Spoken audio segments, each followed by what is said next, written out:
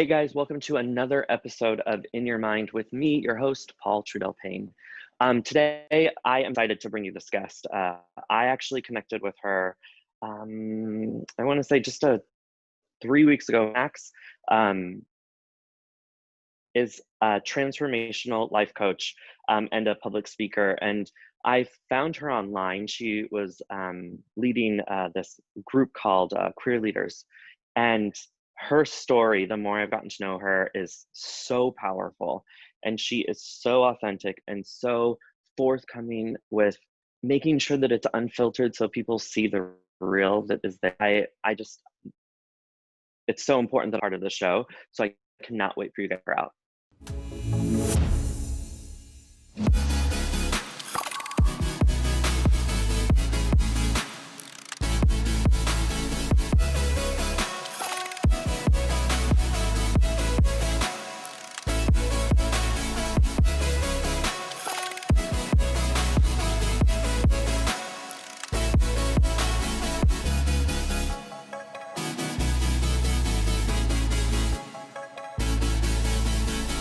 Hey everybody, and welcome to another episode of In Your Mind with me, Paul Trudell-Payne. Today we have an amazing person here I'm so excited for you to meet. Her name is Cuyla Coogan, and she is a transformational life coach and speaker. So please help me welcome Cuyla. Cuyla, how are you? So good, Paul. So Yeah, good. you're surviving during all of this new world. Yeah, the beginning of it was interesting. I felt like I really had to pause and reflect on the vision of everything that I've ever created, like just kind of was on halt. Okay. But now everything's getting way more clear, and I'm actually really grateful for the pause. I'm calling it a pause instead of a quarantine or lockdown. I just see it as a global pause. That's awesome. Well, before we dive into that good stuff, we got to start with the same question we ask everybody, which is, tell us a little bit about Cuyla as a little girl. Oh, okay.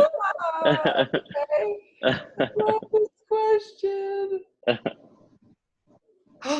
So in the last couple weeks, I've had massive realizations about Cuyla as a little girl, actually. Oh, wow. Yeah, what I've realized is that Cuyla growing up was really ashamed of her name. I was really ashamed of my name. So like growing up, being in school, the teachers would go to say my name on the attendance sheet, and every time they paused, I knew it was me. And they would do the Cuyla, Cuyla, Kayla, and I would crumble in my chair, and all the kids would look at me, and I would just be like, I had the hard to say name. And it was because of the spelling. The spelling is Cuyla, but it's a bit freaky when people see it. So I didn't realize that actually played a huge role in my whole life. Wow. That every time somebody would meet me, I would be ashamed to own my name.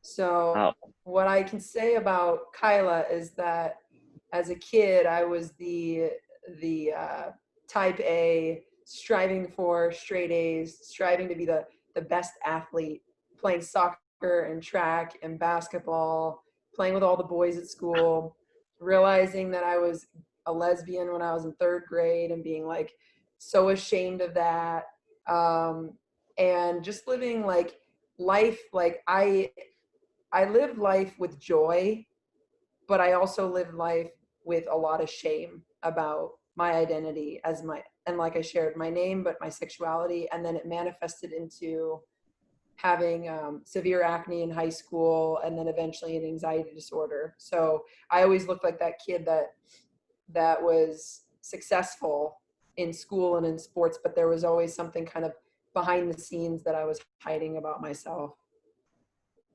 And you just came to this realization, especially about your name, right? Yeah. What sparked that? Yeah. So about a week ago, I felt called to get on a phone call with a friend of mine. His name's Sanyika the Firestarter. I got on an hour call with him. I didn't know why, but I was like, dude, I just have this feeling we're supposed to talk. And like his motto in life is to be all in. And I was like, I just know I'm supposed to talk to you about being all in. So we're talking and he's sharing his story. And he shares with me this story about someone screwing up his name and how offended he was. And I had this like massive insight. I'm like, holy, this is my life. Like, I thought my identity issues were just my sexuality, owning my acne, and then owning my anxiety disorder. But there was a fourth element to it that I hadn't unlocked yet, and that was my name. And so I just had this flash of like what happened to me as a kid. And then in my household, my roommates have been calling me a different name as like kind of like a joke. They've been calling me Garnett for the last couple months. And it was because they felt like my name was not my name, like they weren't feeling my name. And I had this realization that it's because of how I've been saying it that I haven't fully like owned that. I haven't been it.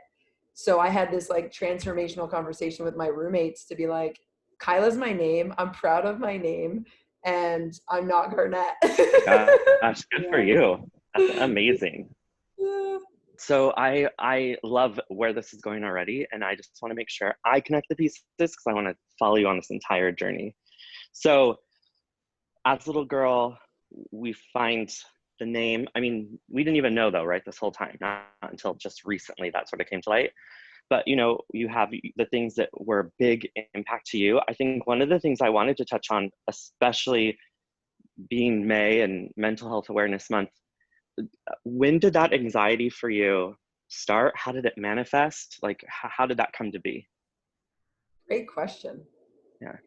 What I'm seeing is that I have struggled with anxiety since I was a kid, but was something I was struggling with because what I'm seeing is that anxiety was coming from me hiding my truth. Got it. So I was having anxiety in my body when when I realized I was gay, and I was hiding that everywhere I went because I hid that for 14 years. Mm-hmm. And then when I had acne, I would cover my face with my hands. At lunch during school, I would go do homework in the classroom so I didn't have to look at people that I had insecurities about it. What I wasn't diagnosed with anxiety in grad school. So I had my first panic attack when I was in a restaurant. It was actually a restaurant my brother was working at. It was a cafe. I went in there with a couple of my friends from grad school at like 11 in the morning. And like the night before we'd gone out, I was pretty dehydrated. Went in there to just get a coffee and some breakfast. And then like all of a sudden I just had this chest pain, and it was like shooting like in my stomach up through my chest. And I went to the bathroom and I'm like, I don't really know what's going on. I started getting really scared of the feelings I was having. So I went to sit down at the table, and I looked at my two friends and I'm like, I don't know what's going on, but I feel like I'm going to pass out, and I'm having like a lot of chest pain. So I was like about to fall out of the chair. They called the ambulance, went in the ambulance. They did a bunch of tests, and they found that it was actually just stomach acid. Oh. But eventually that turned into me being afraid of my feelings and thoughts that I was having. And that turned into panic attacks for years and diagnosis of generalized anxiety disorder. Wow. And so you were how old when you got diagnosed? I believe I was 24. It was about a year and a half after I came out. And can you even remember the earliest sign of like, man, I've had that for this long? Oh, I mean, third grade is where everything, like, I I think third grade is where I realized I was gay. I I asked my mom, short like a boy. So she told me like if I wanted my hair short that I had to wait 6 months. So in 6 months, I went around campus and I asked all the boys what it was like to have short hair, like they knew any better.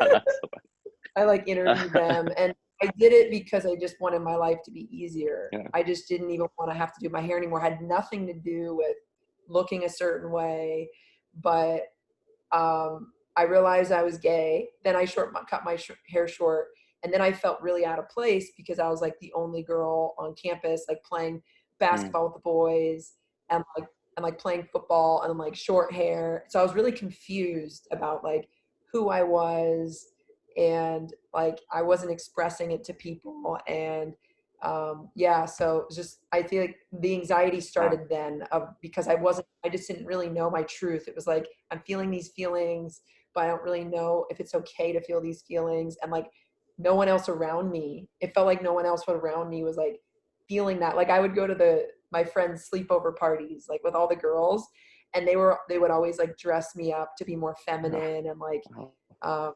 like I had hairy arms, so kids would call me hairy. And like at the girl sleepovers, they would put Nair on my arms to like get my Oh hair my to go God. away.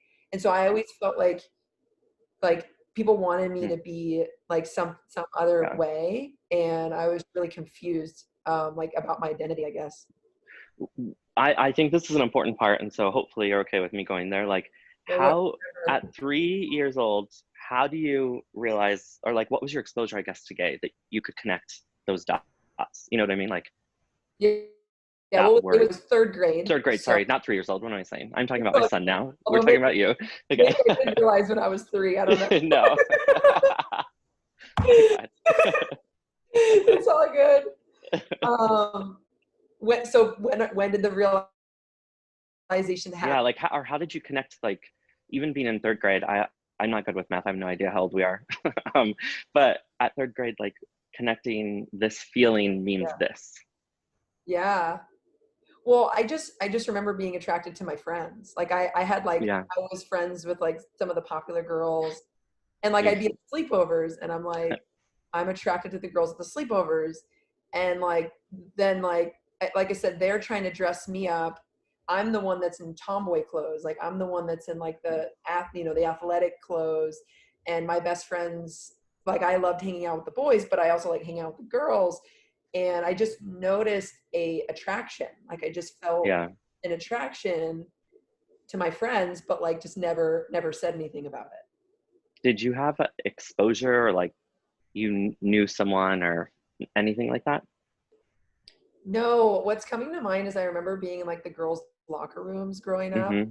and being like, whoa, this is really bad. Like I'm in this locker room changing, and I'm like, there's this like side of me that's like looking, but then like I'm like, what am I looking at? Like what am I Yeah. interested in? But then I felt like I was ashamed of being undressed in front of other girls. So in being in a locker room, I was so insecure because even though I said nothing, I didn't want to even look at someone, and then they think I'm attracted to them. Oh, for Like sure. they can tell just because I'm looking. So I just remember like growing up being in locker rooms and that being like this environment that was like terrifying and like so much anxiety. Like, oh my God, somebody's gonna like tell that like I'm attracted, and like I hate taking like clothes off around them. So I just remember that coming up now of a lot of anxiety in locker rooms. I'm curious because like I only know a boys' locker room, but does it have that same feel? Like I remember also being a child, and I went to a private school, so it's always like a school that was probably another building before, so it wasn't like even set up like a school. So our locker room was really just a bathroom, right? Mhm. Um, but I remember, so you'd go in there and have to change for PE, Yeah. and I was so like literally like frightened every time, and no one ever really did anything, but I would see what they would do to some other kids, Mm. and it was really like, I mean, I don't know, we've all seen the movies, guys in locker rooms, they just get rowdy, and so like, those kids get pushed and like tormented, really, right? Like, and I just was like, fuck, sorry. I do not want to be that. Like, I just didn't want that to happen to me. um yeah, like you're talking about this and I'm just like thinking like, God, when did I feel like I was different? But Yeah. it was a locker room. I remember feeling that way. So was it the same for girls? Like they were pinpointing each other and, you know, Good question. I don't remember it being like that, like okay. violent or even teasing, but I just, in my mind, it was, I don't want to even sense that I had action, Mm, you know? And I played sports, so what's coming up is, I was in a locker room just for PE, but then I was in a locker room a lot playing sports.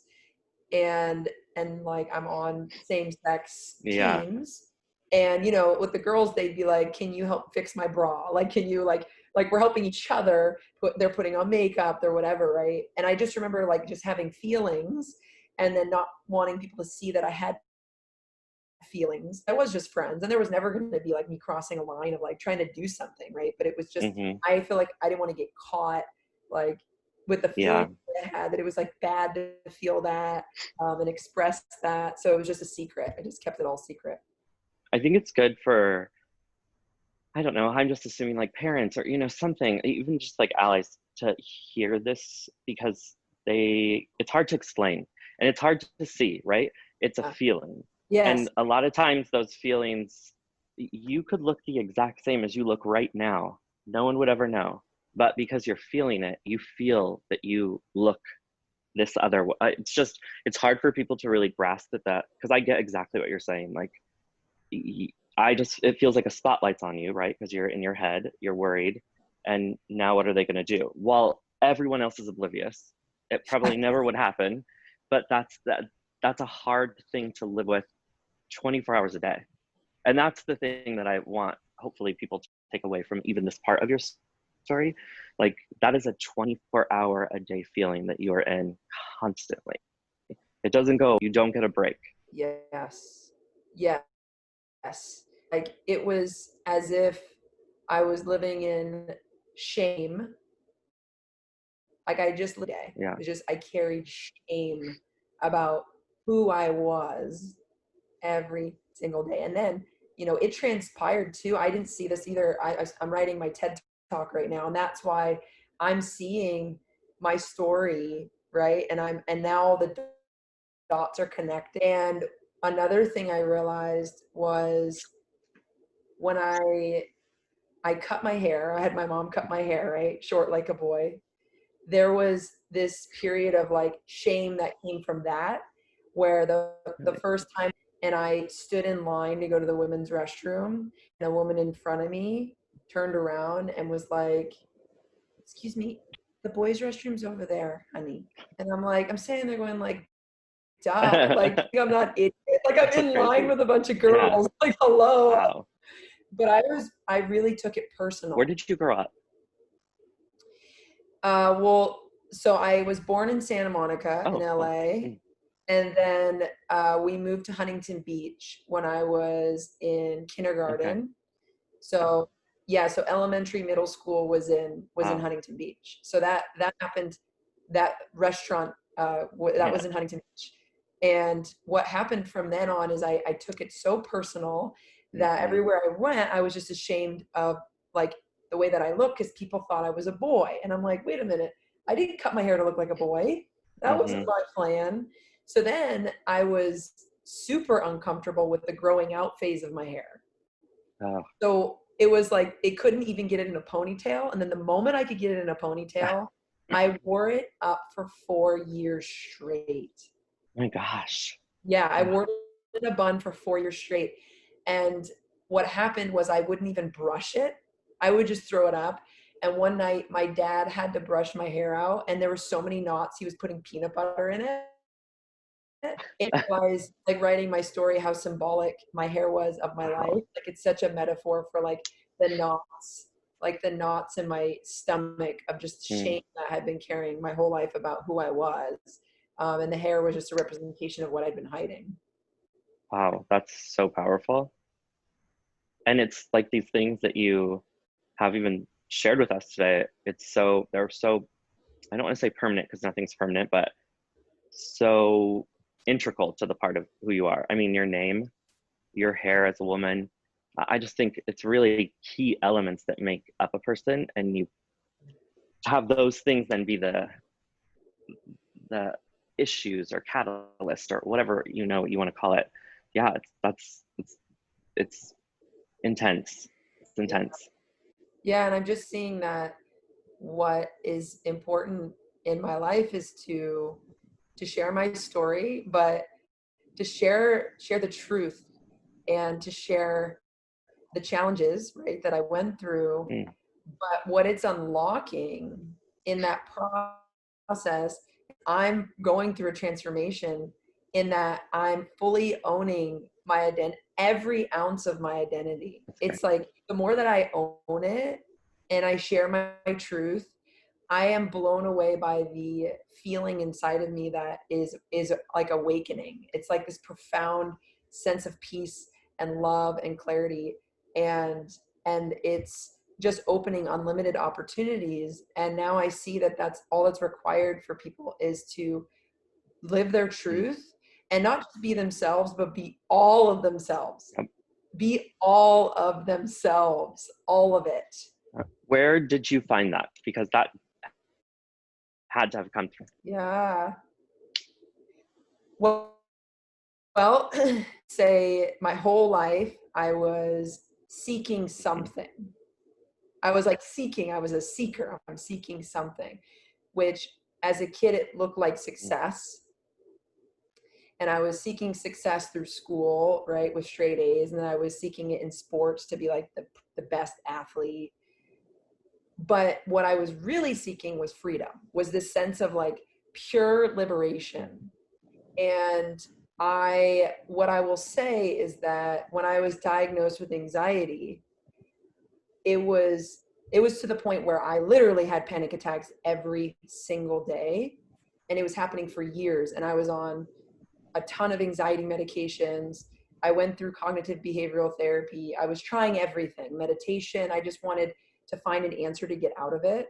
So I spent well over 100 grand on all of it, right? And I would get short-term relief, but the anxiety kept coming back. And I started to believe the thought that I was just going to have it for the rest of my life. Mm. But then there was this underlying thought that that wasn't true. And that's what drove me. Wow. There was this knowing that that wasn't true. And I'll say that I got lucky because along that journey, I met my coach. And the Mm. moment that I met him, and he looked at me and he said, "What I teach and what I do is simple." And I was like, "That's it. I need simple." And there was just like a feeling with him. And I'm like, this is the thing. I don't know what he does. And when I went through his coaching, his experience, literally like I had a moment of profound clarity, and I knew in that moment that I had to teach it for the rest of my life. It was like, oh my God, this literally liberated me, and this is what I have to share with the world. Wow, that's so amazing. You went to college, you said you were in grad school. Yeah, How yeah. how quickly did this happen after? Like, would work first and then get into this, or it happened during? Yeah, so I went to San Diego State for undergrad, and then I went to grad school at University of San Francisco. And then I worked in nonprofits for 7 years. Okay. Yeah, so there were like youth serving organizations that also were like served youth through sports. So I was going Oh, down to like sports and youth impact route. And then about 7 years in was when I finally like met my coach, like launched my business, and just like I've just been like all in on the path now. my gosh. And tell us what, like the, not every detail, but like a general idea of what you're doing then with your clients. Yeah. Well, what I had happened to me with my coach Hmm. was like this profound realization that I finally came home. Mm. It was like this moment inside my body of like, I'm home. I feel safe. I feel secure. And it was this knowing that I'm always already okay. Yeah. I'm always already okay. And it was just this profound like knowing. And so that's what I help my clients do, is I help them come home to themselves. And what Mm. happens is they unlock themselves, which unlocks their life. Like literally people come to me, it doesn't matter the problem they come to me with. People will come to me going through a divorce. I went through a divorce, so a lot of people come to me for that. People will come to me to heal family wounds. They haven't talked to their family in 20 years. People will come to me that they're struggling with coming out. They'll come to me. The core one now is that they know they have a purpose on this planet, but they don't really know what it is.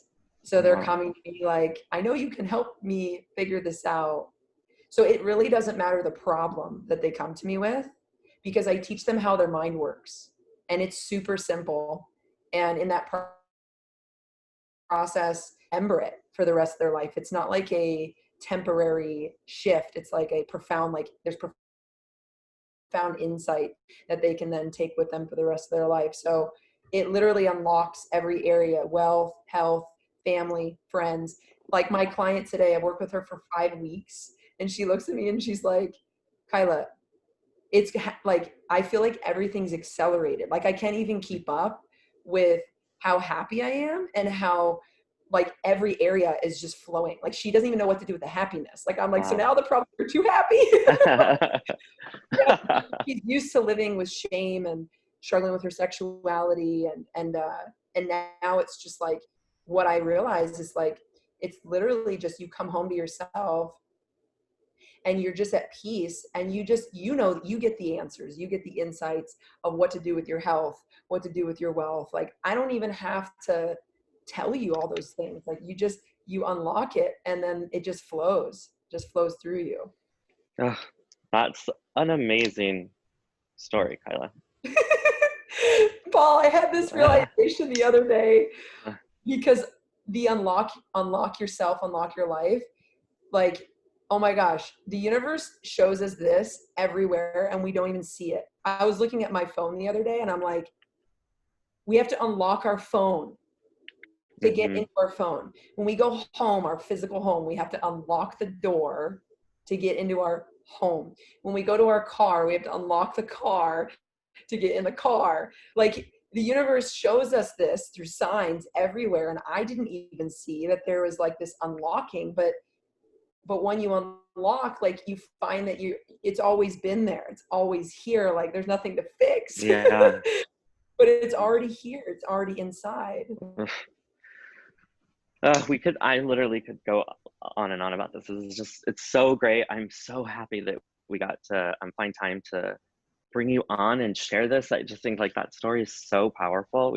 I mean, there's literally so many things that I just want to go deeper into, but um, one thing I did want to point out, because I think it's so key, especially in your story, because you prove it, is recently I found the statistic, especially about mental health, and it was, for LGBTQ plus people, more than half of them struggle with it. Um, 50% of youth, just youth in general in the US, half of that is LGBTQ plus, that will have extreme anxiety, meaning it will affect every day of their lives. And the average time from when you as a person know that you have it to when you get treatment is 11 years, which means that whole time of adolescence, most of the time, those people are just on their own with no help, with no guidance, struggling silently by, and manifest person, like you with the panic attacks, like I couldn't imagine, right? Like, and I still do, but when I had it bad younger, it always came up as getting sick. I mean, I could remember growing up, and it would be a strange day if I didn't get sick that day. Like that's how rare that would be. But yeah, I love that we talked about this. I love that we got to talk about it, especially during mental health. But I think people need to hear it, and it's just yeah, it's obviously close to both of us.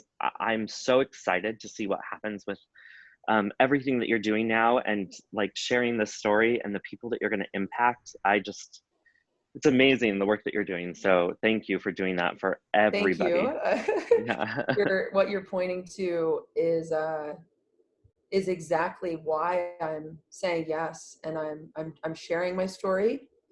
But I also see a massive movement that is already happening. And this time, this pause has given me profound clarity on how that is going to change. My Yeah, God. like Well, it's uh, already happening. It's already well, I want to make sure that people can get in touch with you because I think there's going to be a lot of people that want to. So tell us, what's the best way? Yeah, so the best way right now in this moment is to go to my website, Cuyla.com, Cuyla.com. I have a free guide, Come Home to Yourself guide. It's how to break the anxiety loop. Mm, So they can get that, they'll get it in their email. And what I'm so excited about, Paul, is in total alignment with what you shared. Literally in the last week, I have massive clarity on what we're about to launch. And it's to help young leaders hmm come home to themselves, align with their soul's purpose, Yeah. and build communities that transform the world. I hmm already have a full vision of young leaders that are already stepping into building communities to help parents find self-acceptance and self-love, and also working with youth, LGBTQ youth around the world. It's already happening. Yeah. And how not only is that community going to be served, but we're all coming together. So it's all going to be unified. So leaders around the world are going to be coming together, actually aligning with their soul's purpose, actually building the communities they're meant to build, launching the businesses of their dreams. Like literally, like the vision is so clear that now I'm just putting the team together and we're launching. Like, in the next week, everything's launching. So Wow. I'm so excited for you. I really am. And I want to thank you so much for coming on, joining us, sharing that story so raw, so real. I know you're going to help so many people. So thank you so much for being here. thank you, Paul. I see you in the picture. We're doing it together. We're all I'm there. I'm there. Well, thank you guys too for tuning in, and we will see you next week. Hey guys, I hope you loved that as much as I did. I mean, that is the reason that I put the show together. I want to thank Cuyla so much for being part of it and sharing her story and being so real with us. It was beautiful. And I want you guys to remember we do this to help you. We are here and we're going to be here next week again every Wednesday. So make sure to like, share, tag, contact us, leave us comments. We can't wait to hear from you, but we will see you next week.